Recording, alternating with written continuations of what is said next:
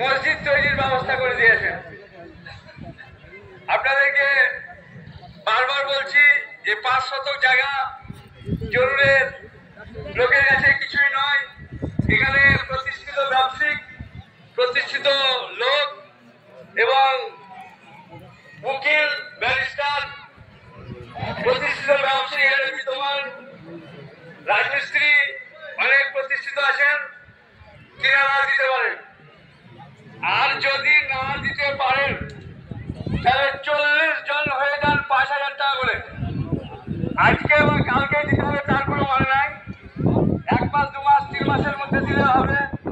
আমরা বয়না করে দিব, গ্রামবাসী করে দিবেন এবং আমাদের হয়ে যাবে।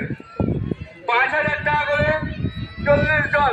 তার মধ্যে আমাকে একজন বলেছে আগে, রাস্তাতে বলেছে 5,000 টাকা করে মসজিদ বৃদ্ধির জন্য,